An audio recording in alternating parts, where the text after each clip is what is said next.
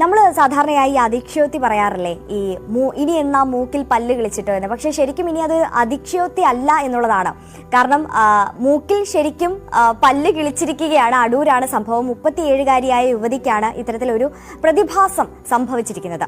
മൂക്കിൽ നിന്ന് പല്ലെന്തായാലും വിജയകരമായി അടൂർ ജനറൽ ആശുപത്രിയിൽ നീക്കം ചെയ്തിട്ടുണ്ട്. ENT സ്പെഷ്യലിസ്റ്റ് ഡോക്ടർ MR ഹരീഷാണ് 37-കാരിയുടെ മൂക്കിൽ നിന്ന് ശസ്ത്രക്രിയയിലൂടെ പല്ല് പുറത്തെടുത്തത്. 1 മണിക്കൂർ മാത്രമാണ് പല്ലെടുക്കാനും മറ്റ് അനുബന്ധ പരിശോധനയ്ക്കും വേണ്ടി വന്നതെന്ന് ഡോക്ടർ പറഞ്ഞു. പല്ലിന് 1 സെന്റിമീറ്ററോളം നീളമുണ്ട്. കഴിഞ്ഞ ദിവസമാണ് ശസ്ത്രക്രിയ നടന്നത്. യുവതി ആരോഗ്യവതിയാണെന്നും മൂക്കിലേക്ക് പല്ല് വളർന്നു കയറുന്നത് അപൂർവമാണെന്നും ഡോക്ടർ വ്യക്തമാക്കി. അതൊരു 4 വർഷമായിട്ട് പെർസിസ്റ്റ് ചെയ്യുന്ന ഒരു സിംറ്റം ആയിരുന്നു. കുറേ ട്രീറ്റ്മെൻറ്റുകളൊക്കെ നേരത്തെ എടുത്തിട്ടുണ്ട്. പക്ഷെ ഇടയ്ക്കിടയ്ക്ക് സ്മെല്ല് വരുന്ന കണ്ടീഷൻ വീണ്ടും ആവർത്തിക്കുന്നുണ്ടായിരുന്നു.